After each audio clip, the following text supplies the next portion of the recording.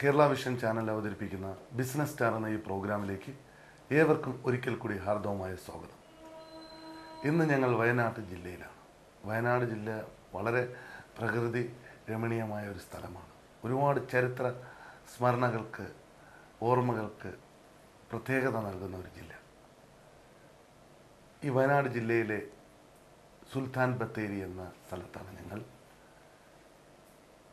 ഇന്ന് നമ്മൾ പരിചയപ്പെടാൻ പോകുന്ന വ്യക്തി കാർഷിക മേഖലയിൽ നിന്നും സ്വർണ്ണ വ്യാപാര രംഗത്ത് 100% വിശ്വസ്തയോടെ മുന്നോട്ട് നീങ്ങുന്ന പത്തനംമാറ്റിൻ്റെ തിളക്കവുമായി സുൽത്താൻ ബത്തേരി മാത്രമല്ല വയനാട് ജില്ലയിൽ മൊത്തം തിളങ്ങി നിൽക്കുന്ന ജോസ് വി ജുവല്ലേഴ്സിൻ്റെ മാനേജിംഗ് പാർട്ണർ വി ജോസഫ് സാറാണ് ഇന്ന് ഞങ്ങളുടെ അതിഥി. അദ്ദേഹത്തെ ഈ പ്രോഗ്രാമിലേക്ക് നിങ്ങൾക്ക് വേണ്ടി ഞാൻ ഹാർദവമായി സ്വാഗതം ചെയ്യുന്നു. നമസ്കാരം സാർ. നമസ്കാരം സാർ. വളരെ സന്തോഷം തോന്നുന്നു. കാരണം സാറ് വളരെ ഡിഫറെൻ്റ് ആയിട്ടുള്ളൊരു ഫീൽഡിൽ നിന്നാണ്, കാർഷിക മേഖലയിൽ നിന്നും സ്വർണ്ണ വ്യാപാര രംഗത്തേക്ക് വരുന്നു. നമുക്ക് അതിലേക്ക് തന്നെ പോകാം സാർ. കാർഷിക രംഗത്തേക്ക് സാറ് കടന്നു വരാനുണ്ടായ സാഹചര്യം എന്തായിരുന്നു? ഞാൻ എൻ്റെ കാരണം അച്ഛനും അമ്മയും എല്ലാം കാർഷിക രംഗത്ത് വളരെ വ്യാപൃതരായി നിന്നിരുന്നു. ഞാനും എൻ്റെ പൈതൃകമായിട്ട് നമുക്ക് കിട്ടിയ കാർഷിക രംഗത്തുള്ള പരിജ്ഞാനം എനിക്ക് SLC വരെ എനിക്ക് പഠിക്കാൻ കഴിഞ്ഞുള്ളൂ. അതിനുശേഷം ഞാൻ എൻ്റെ അച്ഛനോടൊപ്പം കാർഷിക രംഗത്തേക്ക് ഇറങ്ങി. വളരെ പെട്ടെന്ന് തന്നെ കാർഷിക രംഗത്ത് വളരെ നല്ല രീതിയിലുള്ള ആത്മാർത്ഥമായ കഠിനാധ്വാനം കൊണ്ട് വിജയത്തിലേക്ക് എത്താൻ കഴിഞ്ഞു. അപ്പോൾ സാറേ വരുമ്പോൾ മൂവാറ്റുപുഴയിലാണ് സാറിൻ്റെ ജന്മസ്ഥലം. അതെ അതെ. മൂവാറ്റുപുഴയിൽ നിന്ന് ഈ സുൽത്താൻ ബത്തേരിയിലേക്ക് എന്താണ് കാരണം? മൂവാറ്റുപുഴയിൽ നിന്ന് എൻ്റെ അച്ഛൻ്റെ അച്ഛനായിട്ട് വല്യാപ്പനായിട്ട് വന്നതാണ്. ശരിക്കും എൻ്റെ നാറ്റീവ് പ്ലേസ് എന്ന് പറയുന്നത് കൊടക് ജില്ലയിലെ വിരാജപേട്ടയിലാണ്.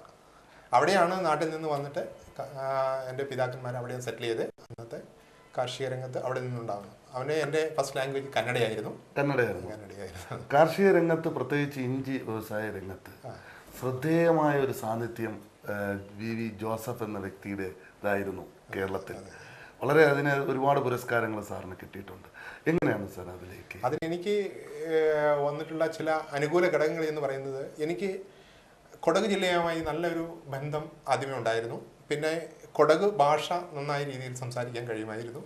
കന്നഡ ഫസ്റ്റ് ലാംഗ്വേജ് ആയതുകൊണ്ട് അത് എനിക്ക് നന്നായി കൊടകിന് പ്രത്യേകമായ ഒരു തുളു ഭാഷയാണ് അല്ലേ? അല്ല, കൊടകിൻ്റെതായ ഒരു ഭാഷ, കൊടക് ഭാഷ. കൊടക് ഭാഷ അതൊരു കന്നഡയുമല്ല ഒന്നുമല്ല, അവരുടേതായ ഒരു സ്പെഷ്യൽ ലാംഗ്വേജ് ആണ്. അത് ഇന്ത്യയിൽ കൊടകിന് മാത്രം അവകാശപ്പെട്ട അവിടെ ഉള്ളവർക്ക് മാത്രമേ ഈ ഭാഷ അറിയാം. കൊടകരുടെ ഭാഷ. ആ ഭാഷ നന്നായി കൈകാര്യം ചെയ്യാമായിരുന്നു. അപ്പൊ അവരുമായിട്ട് നല്ല അവരുടെ രീതികളുമായിട്ട് നന്നായി ഇണങ്ങിച്ചേരാൻ ഈ കഴിയും. ഒരു ഭാഷയാണ് മനുഷ്യനെ കൂടുതൽ അടുപ്പിച്ചത്. കാരണം ഒരു ഭാഷ അറിയാൻ കഴിയുമെങ്കിൽ തീർച്ചയായും അവിടുത്തെ ജനങ്ങളുമായും അവരുടെ സംസ്കാരവുമായിട്ട് നമുക്ക് കൂടുതൽ ഇഴകിച്ചേരാൻ കഴിയും. അതൊരു പക്ഷേ സാറിന്റെ ബിസിനസ്, കാർഷിക രംഗത്തുള്ള സാറിന്റെ മുന്നോട്ടുള്ള പ്രയാണത്തിന് അതൊരു വളരെയധികം ഗുണം ചെയ്തു. അപ്പൊ എനിക്ക് അവിടത്തെ പ്രദേശമായിട്ട് പരിചയപ്പെടാനും, കാർഷിക രംഗത്ത് നല്ല പുത്തൻ മണ്ണുകൾ, അതായത് ഏറ്റവും നല്ല ഫലപുഷ്ടിയായ പ്രദേശമായിരുന്നു കൊടക്. കാപ്പി, ഓറഞ്ച് തിങ്ങി നിരുന്ന ആ പ്രദേശത്ത് ഇഞ്ചിക്ക് ഏറ്റവും യോഗ്യമാണെന്ന് കണ്ടെത്തുകയും അവിടെ പോയി കൃഷി ചെയ്യുകയും ചെയ്തു. അത് നല്ല വിജയത്തിലേക്ക് എത്താൻ സാധിച്ചു. അവിടുത്തെ ആളുകളുടെ നല്ല സപ്പോർട്ടും എനിക്ക് കിട്ടി. അവിടെയുള്ള മൊത്തം ജനങ്ങളും ഒരു പൂർണ്ണമായി നല്ല സപ്പോർട്ട് ചെയ്തു. ആ ഒരു സപ്പോർട്ടാണ് നമ്മൾ ഏത് കാര്യത്തിനും വിജയിക്കാൻ കഴിയുക.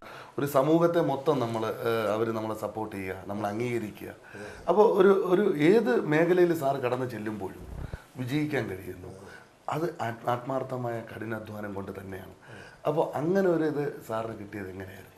അതായത് നമ്മുടെ പെരുമാറ്റം, നമ്മുടെ സംസാര രീതികളെല്ലാം എപ്പോഴും മറ്റുള്ളവർക്ക് ഒരു സ്വീകാര്യമായിരിക്കണം. അവരുടെ ആശയങ്ങളായിട്ട് നമ്മളും ചേരുന്നു, നമ്മുടെ ആശയങ്ങൾ അവരുമായിട്ട് പങ്കിടുന്നു. നമ്മൾ പറയുന്ന കാര്യങ്ങളെല്ലാം ഏകദേശം 100% തന്നെ നടപ്പിലാക്കാൻ നമ്മൾ ശ്രമിക്കുന്നു. വാക്കുവ്യത്യാസം ചെയ്യാൻ പാടില്ല. പ്രത്യേകിച്ച് കൊടകരിൽ അത് വലിയൊരു പ്രധാനമാണ്. കാരണം എന്ന് വെച്ച് കഴിഞ്ഞാൽ നമ്മളൊരു വാക്ക് പറഞ്ഞാൽ അത് പാലിക്കുകയും അവരെ ഒരു വിശ്വസിക്കുകയും അവരെ നമ്മൾ ബഹുമാനിക്കുകയും ചെയ്യണം. ആ ബഹുമാനം അങ്ങോട്ട് കൊടുക്കുമ്പോൾ അവരിൽ നിന്ന് വളരെയധികം ബഹുമാനം നമുക്ക് കിട്ടും. അതാണ് എൻ്റെ വിജയത്തിന് ഏറ്റവും വലിയ ഒരു ഘടകം. പിന്നെ അതുമില്ല, വി ജോസഫ് എന്ന വ്യക്തിയെ എടുത്ത് നോക്കുമ്പോൾ വളരെയധികം ഒരുപാട് സുഹൃത്ത് ബന്ധങ്ങൾ, ഒരുപാട് നല്ല റിലേഷൻഷിപ്പ്, ഫ്രണ്ട്ഷിപ്പ് ഇവിടെ ആ ഒരു പുഞ്ചിരി കൊണ്ട് അല്ലെങ്കിൽ അദ്ദേഹത്തിൻ്റെ ഒരു സ്വഭാവം കൊണ്ട് മനുഷ്യൻ്റെ ഉള്ളിലേക്ക് ഇറങ്ങിച്ചെല്ലാൻ കഴിയുന്നു. ഇത് എവിടെ നിന്നാണ്? അത് എന്ത് പറയണ എൻ്റെ പിതാക്കന്മാരിൽ നിന്ന് തന്നെ കിട്ടിയ ഒരു വലിയ അസറ്റാണ്. അതാണ് നമ്മുടെ കാര്യം. ആദ്യത്തെ സ്വത്ത് എന്ന് പറയുന്നത്, അസറ്റ് എന്ന് പറയുന്നത് അതാണ്. നമ്മുടെ പിതാക്കന്മാർ അച്ഛനിൽ നിന്ന് അവരിൽ നിന്ന് പഠിപ്പിച്ചു തന്ന ഒരു വഴി നമ്മൾ പിന്തുടർന്നു. പിന്നെ എല്ലാവരോടും നല്ല രീതിയിൽ സംസാരിക്കുക. എപ്പോഴും പറയാറുണ്ട്, എൻ്റെ അപ്പച്ചൻ പറയാറുണ്ട്, ബഹുമാനം കൊടുത്ത് വാങ്ങും. അല്ലാതെ ബഹുമാനം നമ്മൾ ഇങ്ങോട്ട് വില കൊടുത്ത് വാങ്ങാൻ പാടില്ല. അത് ഒരിക്കലും സാധിക്കില്ല. അത് നിലനിൽക്കുകയില്ല. നമ്മൾ കൊടുക്കുന്ന respect, give respect and take respect. അപ്പോൾ അതുകൂടാതെ LIC ഏജൻ്റായിട്ട് ഒരുപാട് എല്ലാ മേഖലകളിലും കൂടെയാണ്. അപ്പോൾ കാർഷിക മേഖലയിൽ നിന്ന് LIC ഏജൻസി, അതോ കാർഷിക മേഖല നിലനിർത്തിക്കൊണ്ട് തന്നെ LIC ഏജൻസിയുടെ കുറച്ചും കൂടി ഉയരാൻ കഴിഞ്ഞു. അപ്പൊ അത് ഒരു പക്ഷേ നമ്മളെ ആൾക്കാരുമായിട്ടുള്ള ഒരു സുഹൃത്ത് ബന്ധം, നമ്മുടെ വിശ്വാസത, ഇതൊക്കെ ഇതിനൊരു പ്രധാന ഘടകമായിരുന്നു.